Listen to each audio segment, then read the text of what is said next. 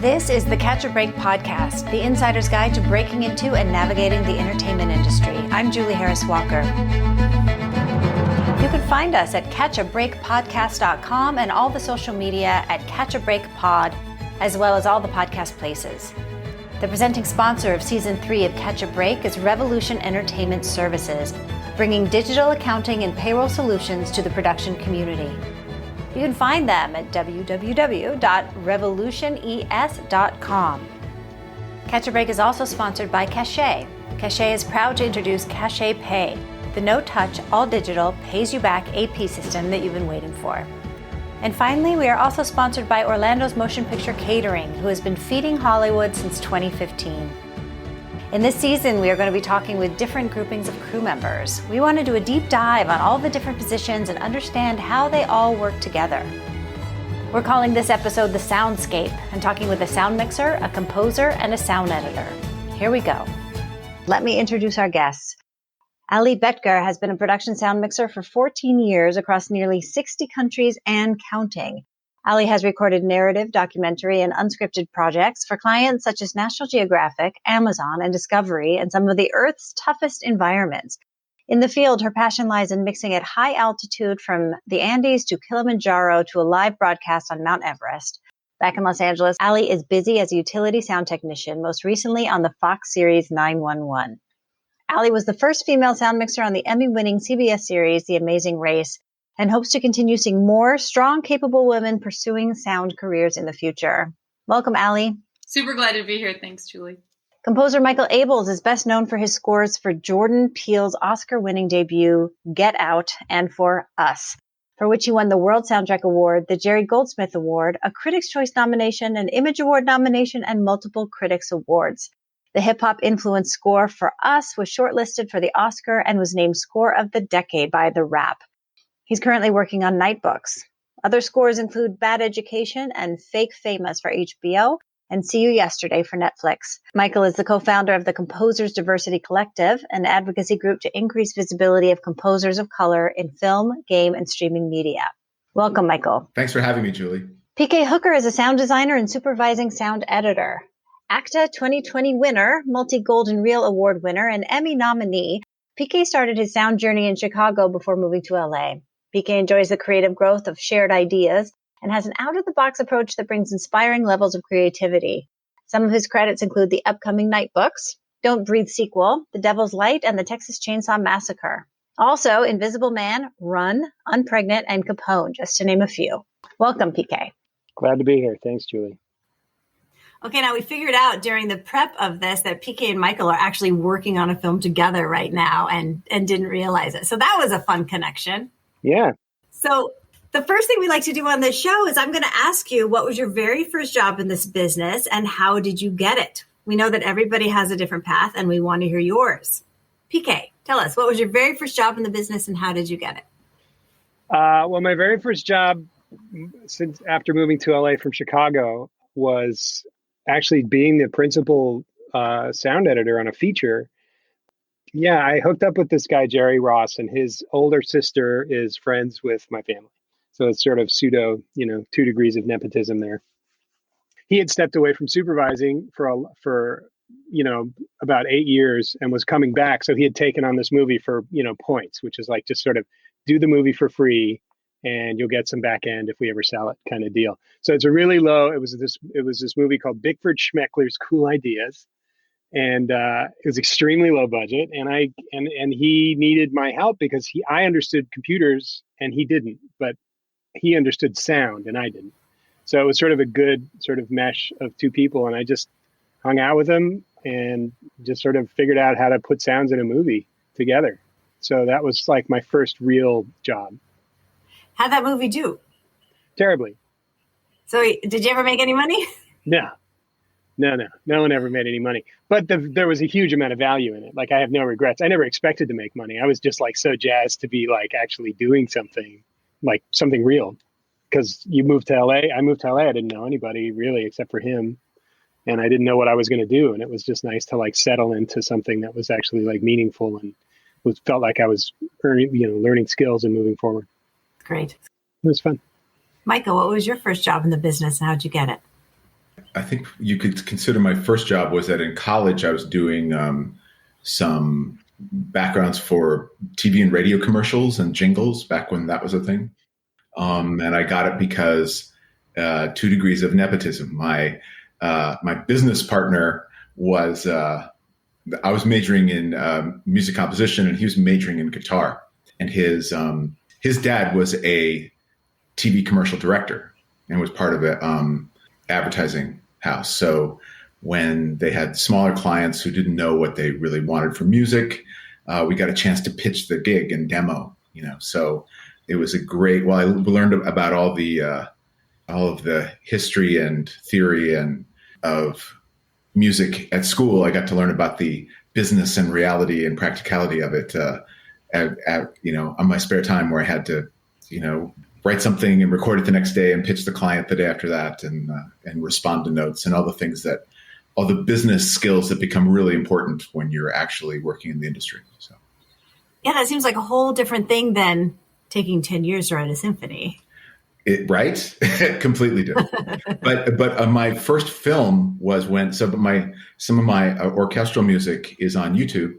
And my first film was when Jordan Peele was looking for someone to score his film.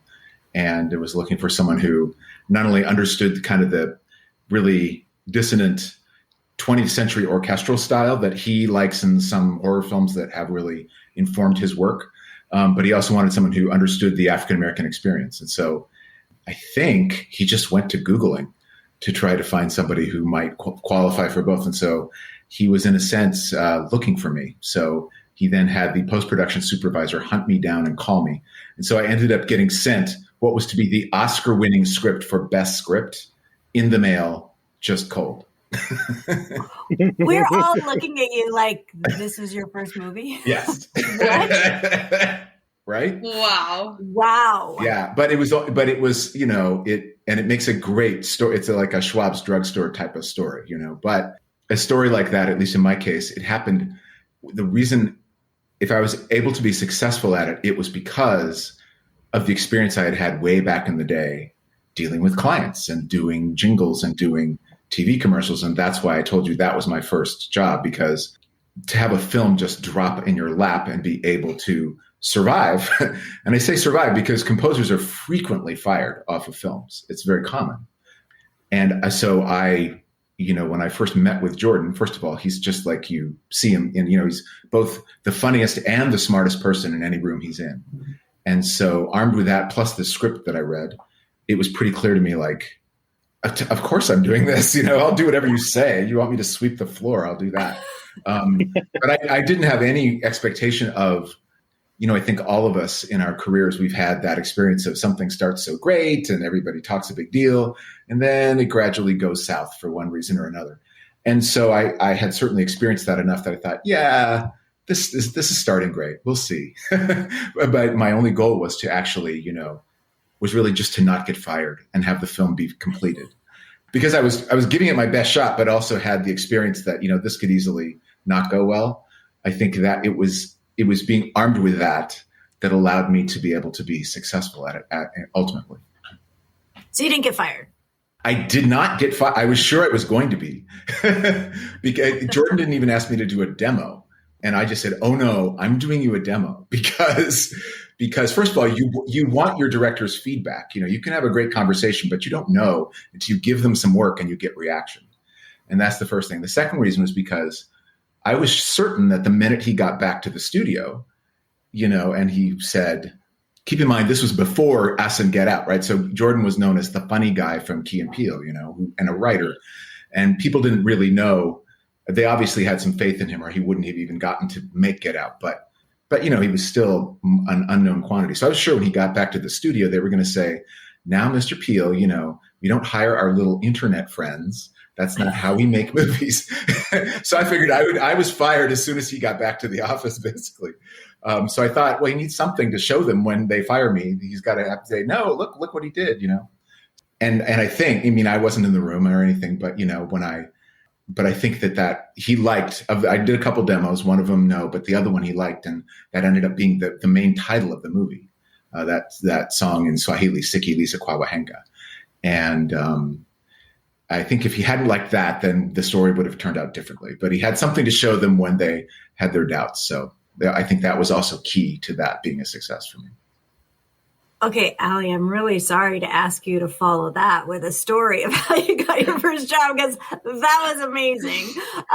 Tell us what was your first job and how did you get it? Well, no, it's actually a comical follow-up since it's such stark contrast. But I landed in LA in 2007. I'd never been to California. I knew no one. And I literally started at the bottom. So I was subletting this place. And just by absolute chance, a place I found on MySpace, by the way. Well, remember MySpace. And there was someone subletting the other room. And he was starting a gig the next day as the tech sup. And I didn't know what a tech supervisor was. Not really sure what a gig was, but I was playing along. And I just sold myself like, oh, I'm a really hard worker. I just got here. I don't know what I'm doing. I just graduated from college. And he actually gave my name to production. And I had a map to crew parking and a call time the next day on season 3 of Flavor of Love on VH1. Yes. And I just vacuumed my little heart out and I filled coolers with ice and, I had no idea. I'd never even worn a walkie-talkie before. And that was my introduction to being on set. And his best friend on set was the sound soup, and I just kind of started palling around with the camera and sound people, and was like, now, let me get this straight. They fly you to Tahiti and then just like put you up there. Just like, no, seriously. Yeah. So yeah, like I did stints on the Bachelor train and these, that was the time to be doing competition reality, dating reality, adventure reality, survival reality. There was so much experience to be had as far as being a location sound recordist and, being a run and gun sound mixer or whatever you want to call it.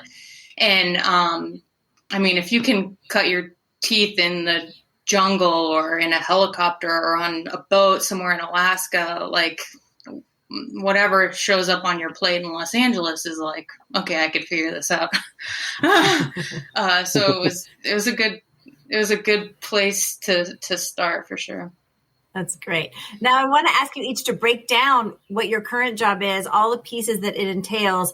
And I'm going to start with Allie. And I think I'm going to try to go in order of what I think, having very little information, of how you would all also work on a film. So Allie, talk about, and I know you do mostly reality, but I don't think it's recording sound still. So let's talk about what you do.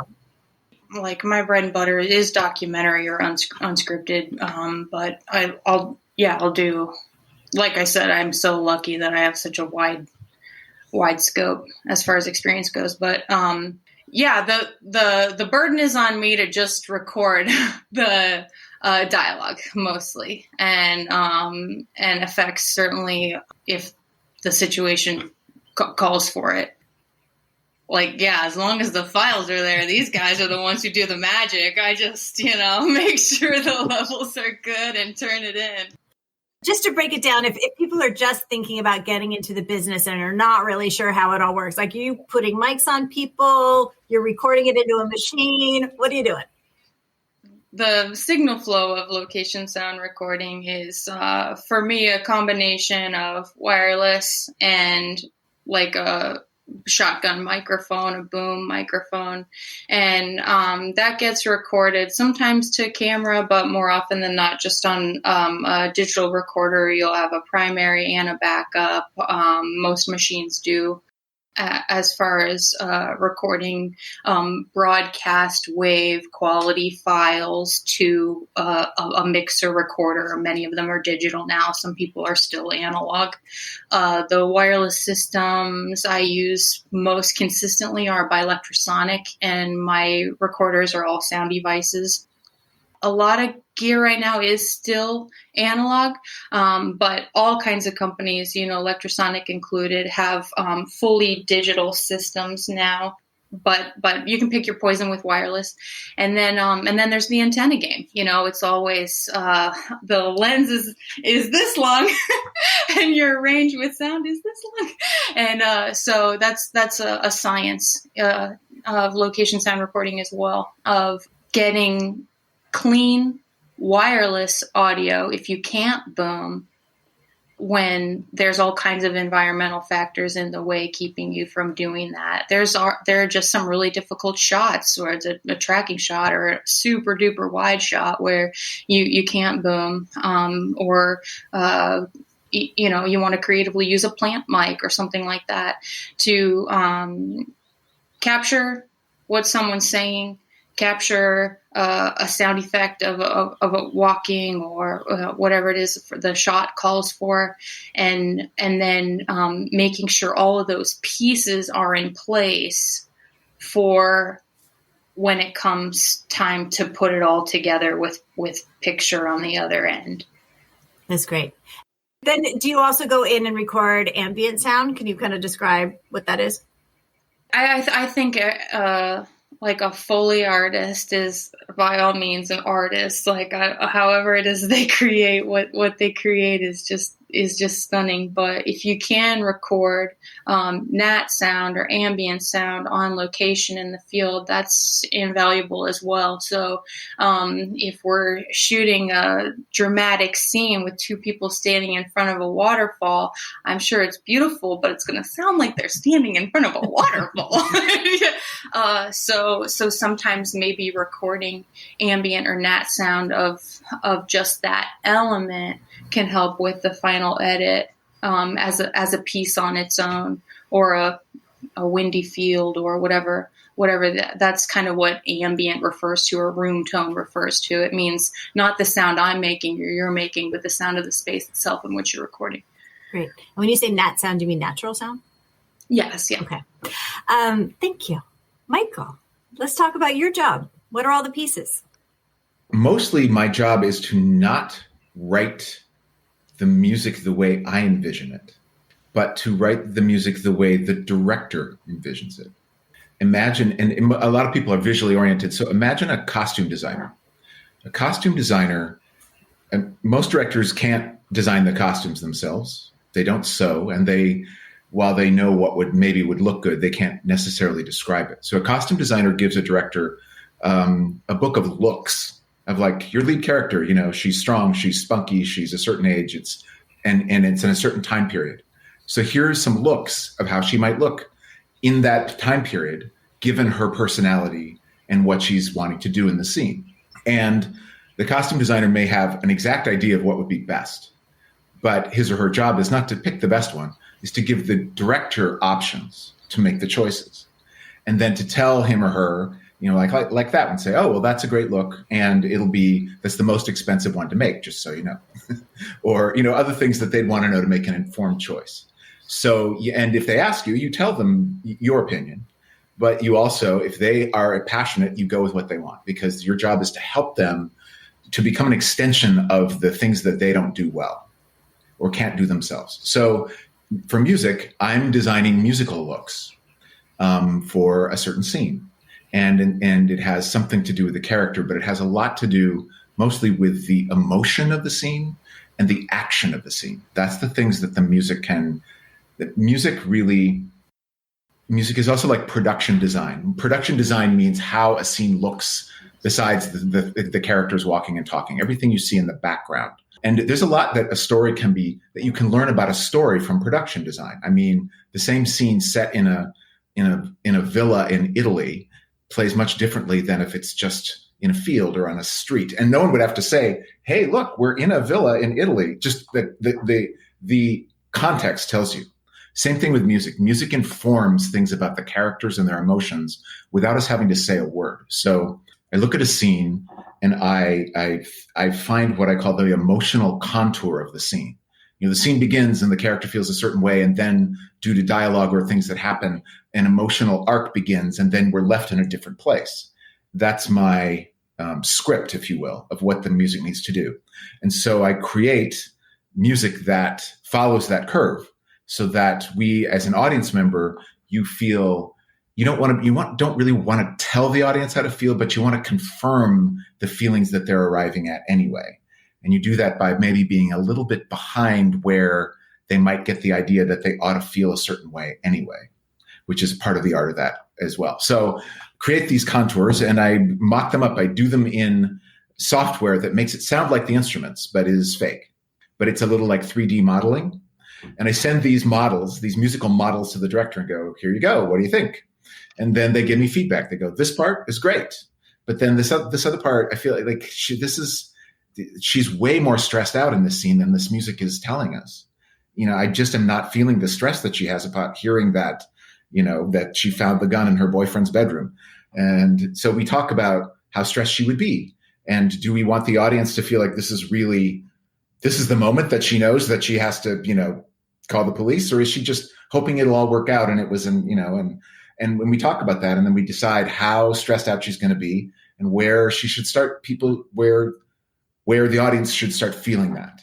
And then I go back and I do another revision that's based on what the director says until finally, with luck, they approve that piece of music. So that's a part of what I do, but that's the essence of what I do. It's so fascinating how you're doing a constant translation of several different languages at the same time to get to the emotion of the music. Now, are you having those conversations from the script, or are you having those conversations once there's picture and a scene put together? Well, they start from the script because everything that all the crafts do stem from the script, but it's also from what you can't see in the script is you can't see the production design, the way maybe the director wants the film to be very dark, and maybe it's very gritty, or maybe it's very bright. And these are things that a director will bring to the table that are not necessarily in the script. Also, the pacing of a scene. You can't really tell how fast a scene is going to play until it's filmed. And in spite of how it reads on the page, it could either be lightning fast or it could be very slowly paced, again, depending on the director's choices. And music, music is an art that takes place in time. Time is the canvas of music. And so you can certainly, based on a vision of a film, you can get a sense of what style of music will work for it. But when it comes down to that scene that I just made up about, the girlfriend and the gun, like you don't know the timing of that until you see it cut together. And so the bulk of the music writing comes at the end, because it's only then that a film is edited together that you get your canvas of time in which you're working. And then do you hire an orchestra and go in and record? Yes, we hire a lot of people. I have assistants who help me make these musical models that I explained about. And we have, if it's the type of score that needs an orchestra or live musicians, we hire live musicians and we have them perform the score. And there's a music editor, a person who is in charge of all the details of putting the music into the film. And sometimes the cut changes after you record the music, which you try to avoid, but it always happens somewhere. There's just something, and then the music editor has to make that work with the recorded music and make it sound like you don't. We try to hide that when it happens, but who else do I work with? There's an orchestrator who takes these mock-ups of the digital music and actually makes sure they're notated properly for the orchestra, and I approve those orchestrations as they come in. And there's a score mixer, the person whose job is only to mix the score once it's recorded, and who has a wonderfully tuned studio with every possible type of reverb and effect that you could imagine. And you can place the score sonically left and right and forward and back, and on a mountaintop or in a small hall or in a bathroom or in a concert hall or wherever. And it's an amazing, but also very technical art. It really is a miracle that any film gets finished. This is our 11th conversation just this season, talking to all the different departments and all the things they do. And everybody's job is so layered and so complicated. I mean, the whole thing, kudos. It's a miracle anytime it happens. It's amazing. Okay, PK, let's talk about your job. What are all the pieces? I basically do everything that Michael just didn't talk about.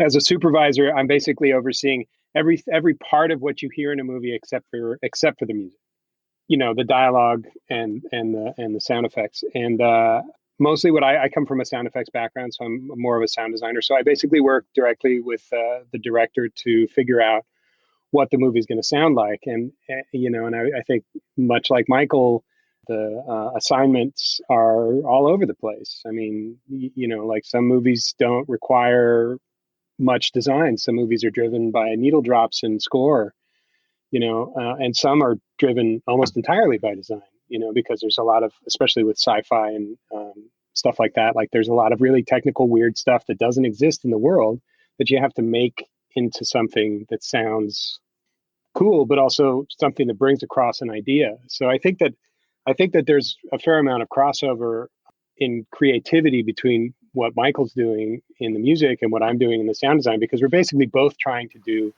the same thing, where we're trying to make sure that the emotional and narrative storytelling of a film is clear and enjoyable, and also, once again, not like I really appreciated what you said, Michael, about not being ahead of the audience. Like you want to let people get to where they're going, and you want to be there when they get there, ready to sort of support their experience of the film. So that's pretty much that's sort of the vague, sort of artsy version of what I do. But really, I sit with a movie, I have a timeline, and I put in sounds. Some of them are doors and hand pats, and some of them are like crazy animals that don't exist, or tonal, sort of almost score like mood, sort of enhancing sounds and stuff like that.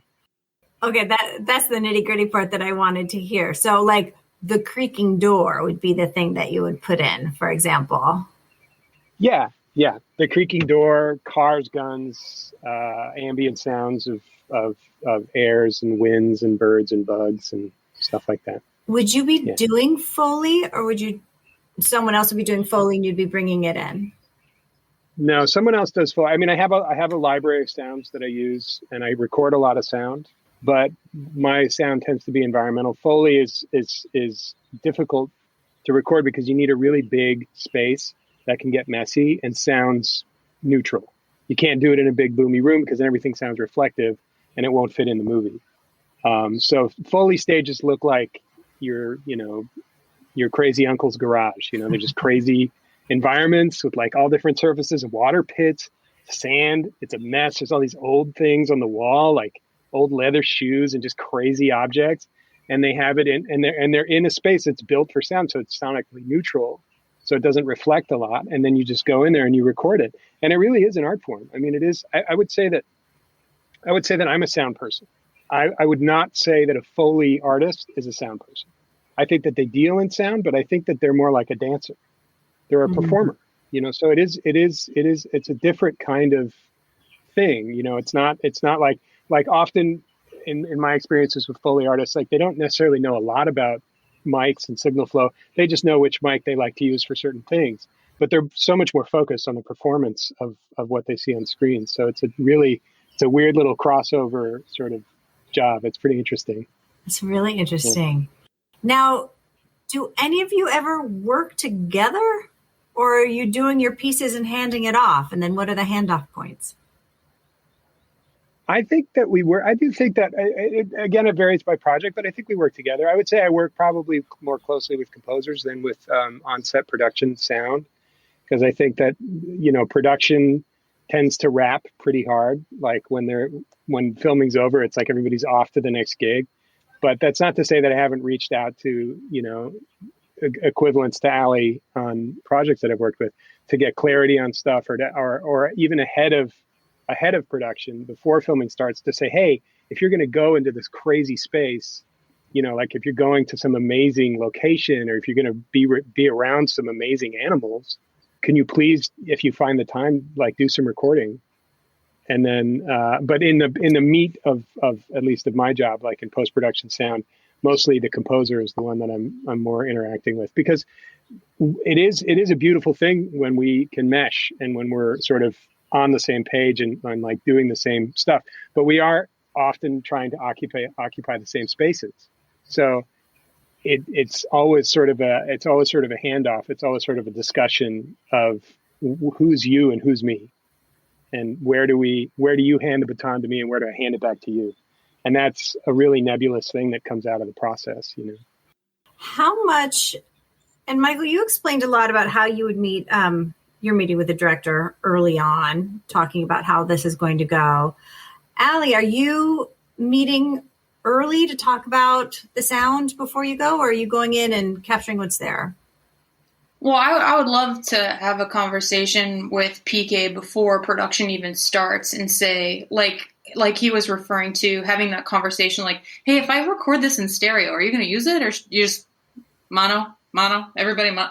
Okay, or sometimes once, like he's saying, once the production's already running, you might only talk if something went wrong. So having the conversation ahead of time as far as not just my own signal flow, but how it's all going to end up being put back together, that's a really valuable conversation. And I'll just say sometimes it happens and sometimes it doesn't, because you don't know the schedule on the back end. What if they don't even have a post team yet? Can you break down a little bit? Because I certainly thought I knew the difference between mono and stereo until I started doing this podcast, and someone called me and said, I have one headphone in, but you recorded in stereo, so I'm missing half the conversation. And I already had like 50 podcasts out. So that was the first time I actually understood what that meant. So can you just say what that means? Yeah. Like how fun is it when you're having that theatrical experience, or even if you just have your headphones in when maybe somebody's on a bicycle and they're riding by, a babbling brook, and the brook is on their left. So you hear it on the left. Or there's like an explosion and like the firestorm is coming from over here, and then the person on camera, obviously they're going to turn that way. And it's this all encompassing experience that is told with everybody's kind of heard of Dolby 5.1 or 7.1. The directionality of the sound, kind of immerses you in the scene. So it's like, it just means like left and right or front and back. That's great. I wish we were doing video, because the way you just described all that with your hands was really great. Have you ever, and I'm going to address this to Michael, have you ever been asked to do something by a director that either was going to be impossible or they really could not describe what they wanted? Well, impossible, not really. I mean, some things that are asked are really challenging, or you don't know. My job is to hear to try to figure out what they want and make it possible, and I think that's true of all of us. Like, you don't want to say that's not possible. Your job is to make the impossible possible, because it's storytelling. And, if it's not going to be possible, I'm at least going to really give it my best shot. So there's that. But was the second half of your question is like not knowing what they wanted? Is that what you said? Do you ever come across like a director can't really express in words what they're trying to get to? Yeah, that happens all the time. And it's because, describing music is like, what's that line? Like dancing about architecture. There's like, it's not a thing really. So but we need to communicate. It's really important. And so you have the challenge of, but I think the biggest challenge is that, everybody loves music. Everybody loves music, but they love music for different reasons that are very personal to them, that are hardwired early on. And you can just work with someone and they can talk to you in whatever language they, are using, and they can even feel comfortable. But if you don't know what they mean by the things they're talking about, you're not hearing anything. In fact, you might be hearing the wrong message. So I actually encourage, and directors feel like they are, that experience we have when we go to a foreign country and you're really hungry and you sit down with a menu and you just want to bring, because you're starving, but you can't say to the waiter what you want, and the frustration, the anger and frustration, So you'll sometimes see that with people where they just want to be brought some food, but they don't have the words. And so your job is to understand that that's where they are and to just listen past that, to see what it is that you need to serve them. So I encourage directors to talk to me like they would talk to an actor, to talk about emotions and to talk about colors, because most directors are visual people, very used to talking to the cinematographer. And they would not hesitate to say, it just needs to be more blue, or it needs to feel, I'm sure a director says to a DP, it needs to feel warmer. And that's the kind of note that a composer can use, because, you don't know what they mean by warmer, but if you're a composer, you have 20 different ideas about how you might come back and go, here, I made it warmer. And ultimately, they'll listen, and it'll either sound warmer or it won't to them. But that's the sort of note that inspires you, that says, okay, this is my assignment, so warm it up. And you think of the different things that you could do with this particular piece of music that would make it feel warmer. And if you have a doubt, depending on how comfortable they are in their musical language, you can say, well, I could try, this, and this will give you this effect. I can say I can add high strings, and high strings might make it as if the sun's rising a little bit. You see like a beam of light coming through. Is that the sort of warm do you mean? Or do you mean it needs to feel warm like coming home on a winter evening and there's a fire? If I do that, if that is the right type of warmth, I'm going to add, I might add some mid-range or some low strings, and maybe a couple of guitar chords in just the right moment. Acoustic guitar, though, not electric. What do you think about that? And in each case, each person will and some people may hear that and go, oh yeah, that's a great idea. And other people go, that doesn't sound warm. Or the other people go, that sounds really cliche, right? Everybody's got their own, and the director will have one of those, I'll guarantee you. And that's why you want to ask them, because you'll find out. And if it's the one that they don't like, you don't do that one. But you have different, and then also some of those ideas might work with a certain kind of music. And then depending on the style of music, like obviously if it was a very electronic score and it's feeling very, very digital, to say, oh, I'm going to add, an acoustic guitar and warm strings, that could be a disaster. They just wouldn't work thematically or stylistically. So you'd have to think of a way to warm up something that wasn't warm to begin with, And each of these cases, the music and the person you're working with will help you make the right choice. And that's where the art comes in, right? Yeah, or you might call it serendipity, or the magic. But it's the art is always how to take something that is not, you're not giving clear direction. They try to make it as clear as, but ultimately it's up to you to decide how you respond to the challenge and to provide them different options to help them make good choices. Great. Now I want to change gears a little bit. I know you can go to college for music composition, although I'm hearing less and less film schools are teaching PK what you do and Allie what you do. Is that true? And if it is, how are people getting these skills and learning these jobs now?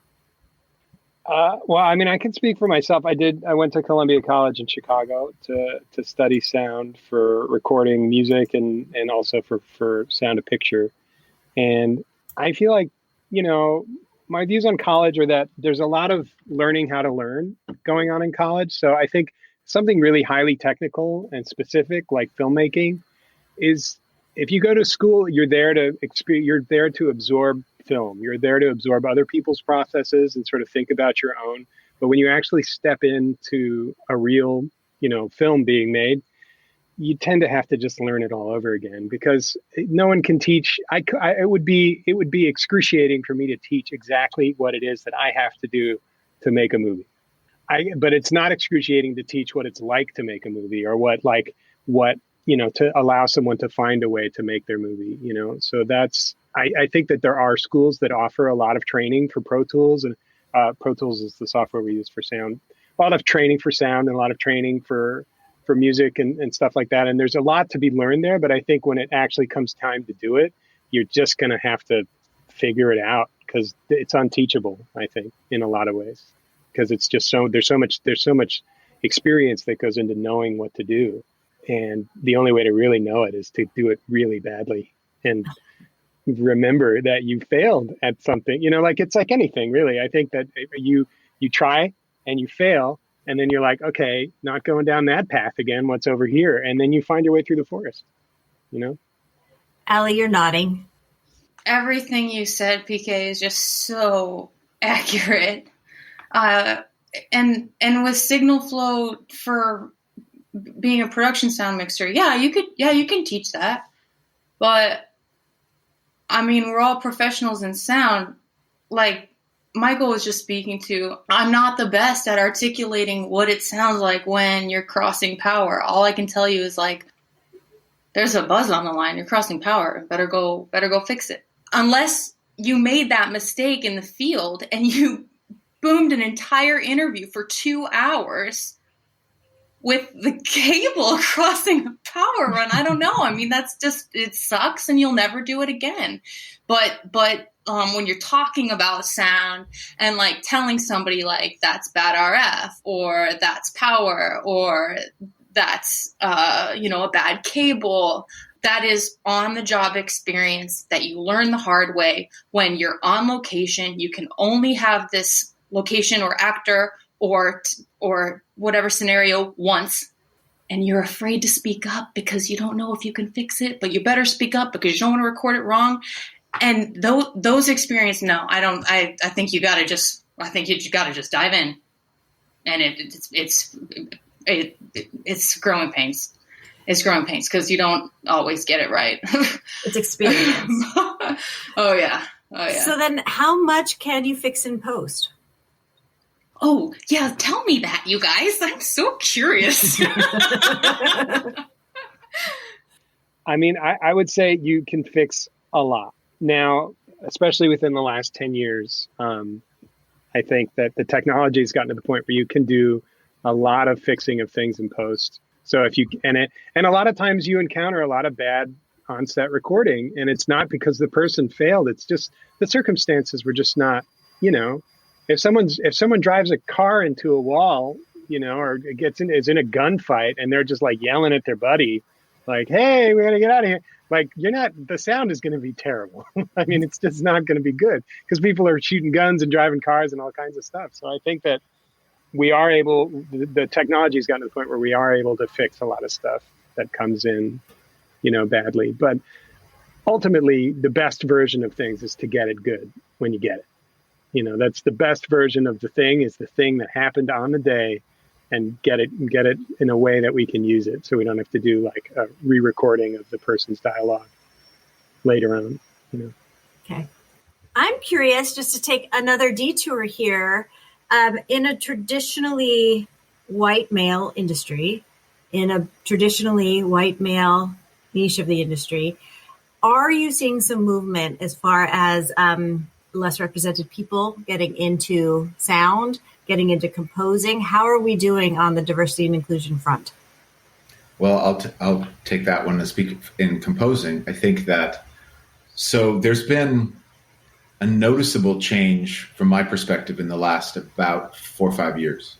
And I think that there were a couple things that led to that. One is that what used to be, I think in Hollywood, there was a perception that diversity wasn't necessarily good for the box office. And it was films like Get Out and Crazy Rich Asians and Black Panther that caused people to realize the lie of that actually diversity and inclusion can be really good for the box office. So that was one barrier removed. And another is the shift going on in the industry and in streaming and how we get our content. And there's been an explosion of content providers, and that means there's an explosion of content. And while it's a time where nobody kind of knows what's going to be popular next year, there's an explosion of content, and a lot of that has allowed new voices to tell their stories. And that means people of different cultures and people of languages and different genders. And to tell those stories effectively, we've realized that it takes people of those cultures, not just in front of the camera, but behind the camera and as producers and in every level of the industry to help make sure that those stories are told authentically and in a way that's going to feel true to the audiences that ultimately are there waiting for that content. And then also there's just a culture in Hollywood that has, and with what has happened with Black Lives Matter and everything that's going on in this country, where people who never really understood what systemic racism or sexism was have finally seen examples where you just can't fail to get it, to see what that is. And suddenly people who haven't seen that are acknowledging that it's a thing.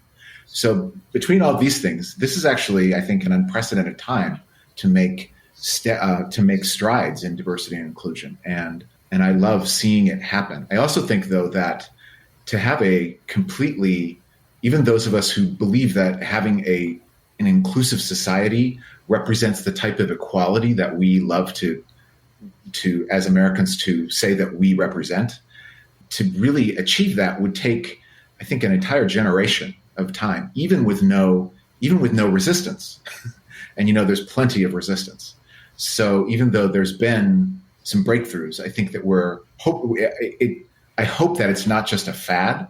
I hope that we all commit ourselves to being inclusive in our lives and the way we interact. But also, I think that we will have to keep at it, maybe past the time that it's cool or that we become a little tired of it. And I think that applies to people from every race or background, that everyone needs to be inclusive and everyone needs to get with their tribe, but then also go outside their tribe and go and talk to people who are not of your culture and be either the darkest face in the room or the lightest face in the room or the only woman in the room, and just get used to helping other people being diverse in their way of being as well. Allie, did you want to jump in on that? Yeah, just with production sound, there's only 3 of us, typically. There's the production sound mixer and then the boom op and then a utility. And that's the gang, I mean, there's people who that's your team. You've probably worked together for years, and that's amazing. Like Michael said, it is nice to expand a little bit. And from the top, people are asking for, can we have a lady soundy, or asking for more diversity. Lady soundy. I'm a lady soundy. How many of you are there? How many lady soundies in the business? I can't say like an exact number. I'm in like a couple face groups where there actually is an exact number, so I don't want to get it wrong. But it's growing. Especially in the UST position, where you're all up in someone's business, with a lavalier microphone or working closely with wardrobe and that type of a thing, where there's that, I don't know, gender sensitivity or whatever. That is a thing. It's always been a thing, but maybe a little bit more now. I would just say, as much props as I give to the women who have been in this position before me, it's also white dudes who got me to where I am too, who were open-minded enough to give me an opportunity. And so it's a little bit of both. It's the women who forged ahead, and then also the dudes who would be willing to give me an opportunity.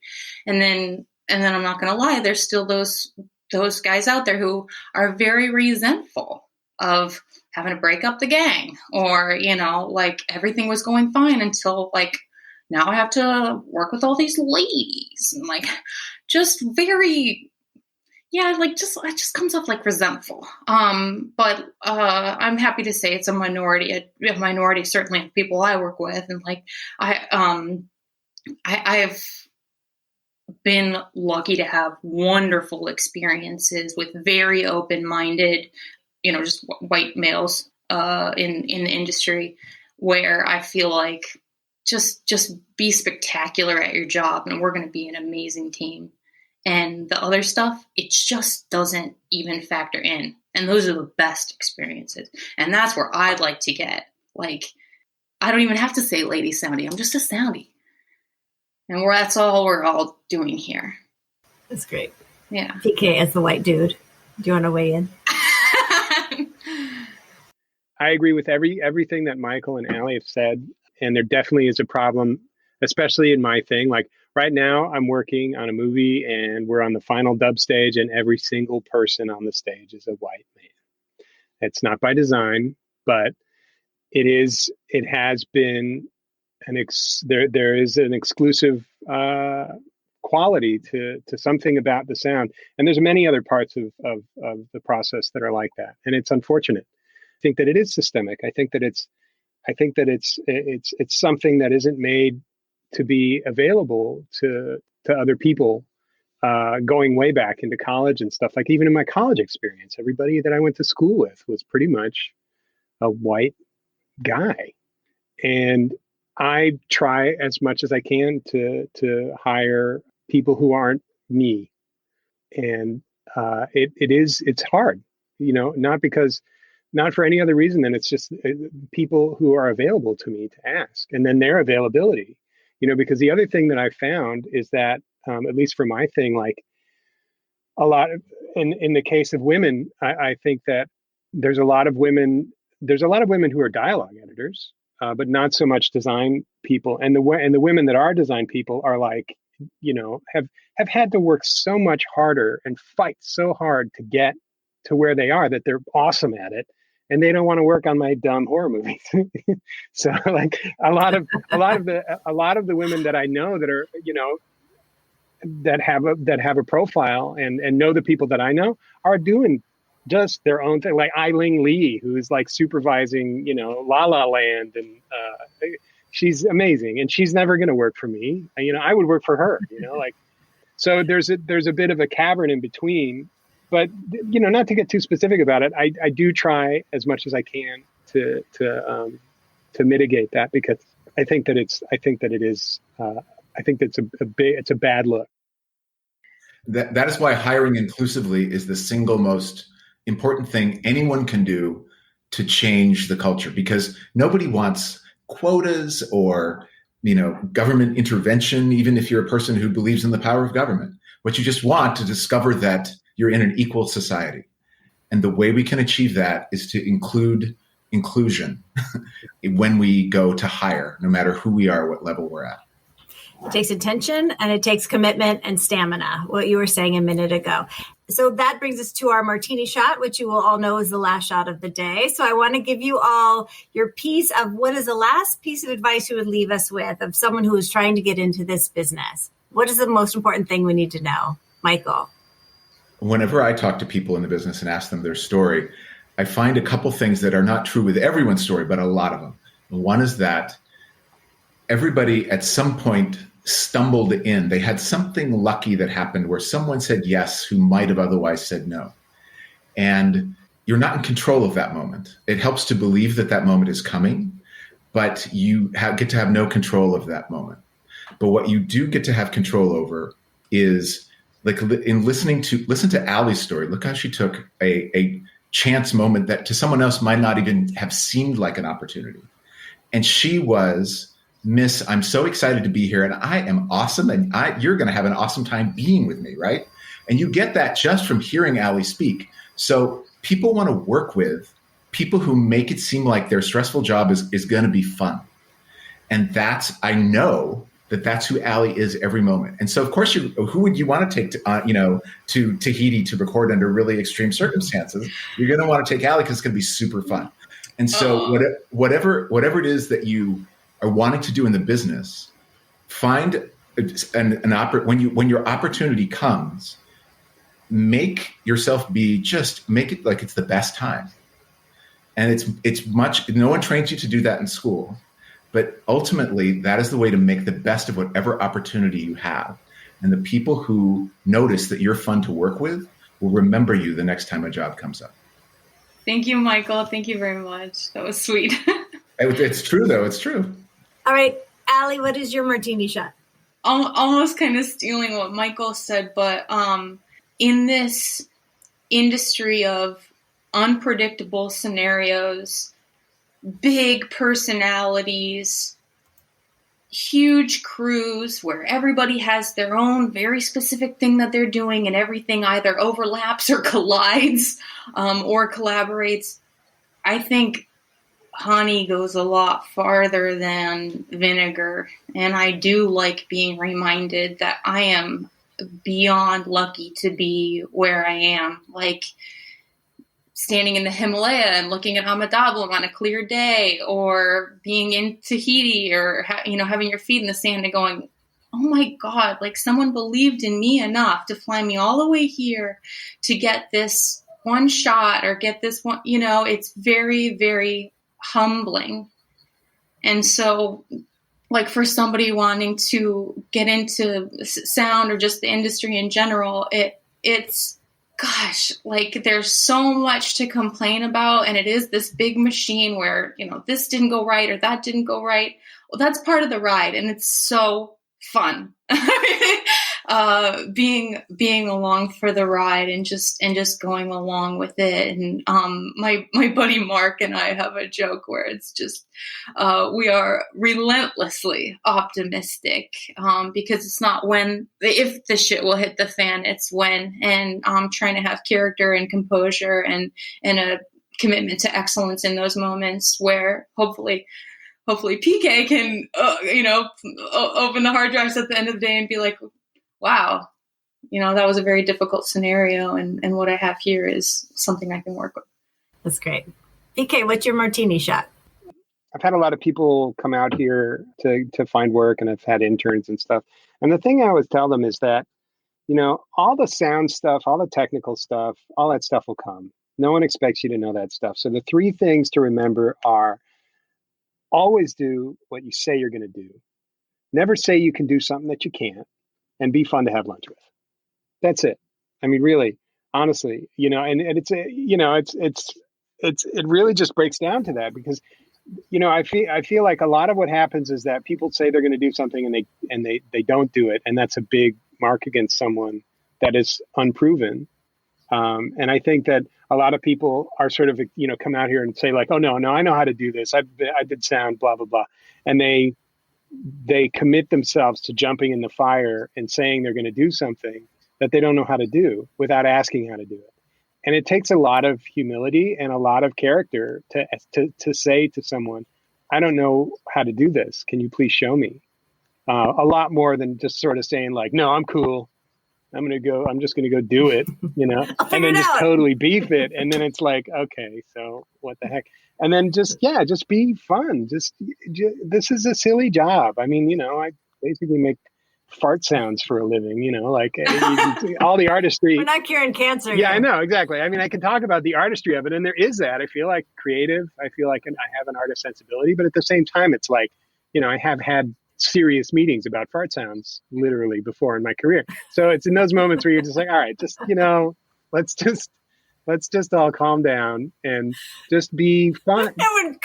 Just be fun. Don't be stressed out because, Allie's right. It's going to go sideways. You got so many people with artistic sensibilities and creative, weirdo, sideways ways of thinking, all collaborating in a highly artistic, highly technical art form that basically encompasses every single way that a human being has ever invented to express themselves artistically.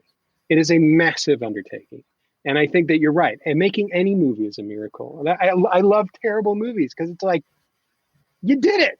Like this is the worst horror movie I've ever seen. And this is amazing that you actually managed to make it. Way to go.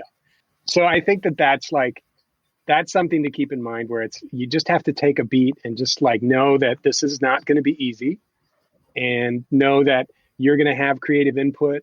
And this goes for even the director. The director is not God in this process either. The studios can come in sideways and take away voice from people who are supposed to have the biggest voice. So I think when you go into it, you just have to reserve yourself to the fact that like, you're going to have an idea, you're going to have a creative breakthrough that means something emotionally to you. And someone else is going to think it's stupid and not want to use it. And you just have to be like, I had that experience for me and I get to keep it and you can use it if you want. But if you don't want, I'll find something else for you and we'll use that. Yeah, that is great advice. Well, we have to stop this podcast because my face hurts because I've been smiling the whole time. Because I think this has been so fun and I have learned so much and it has been such a delight to talk to all of you. So Michael Abel, Allie Boettger, and PK Hooker, thank you so much. My pleasure. Thank you. Thanks so much, Julie. Thanks, Julie. We hope you enjoyed this episode of Catch a Break. We'd like to thank our guests, Allie Boettger, Michael Abels, and PK Hooker. And special thanks to Alternative Rentals for their support.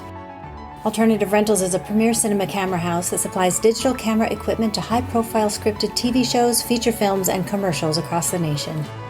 With offices in both Los Angeles and Atlanta, Alternative Rentals is committed to providing their clients a 5-star experience in all budget ranges. And also special thanks to Groovy, reinventing the playing field in entertainment worldwide. Find them at groovy.com.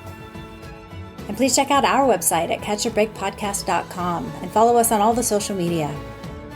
Catch a Break is produced in partnership with Catchlight Films, Rose Colored Pictures, and the Other 50%, and edited by Lasta Drakovic. Our theme music, Mantra for a Struggling Artist, was composed by Andrew Jocelyn. Thanks for listening. Be sure to check out our next episode where we talk about what I really want to do is direct, with people who have made the jump from another crew position to their dream job of directing.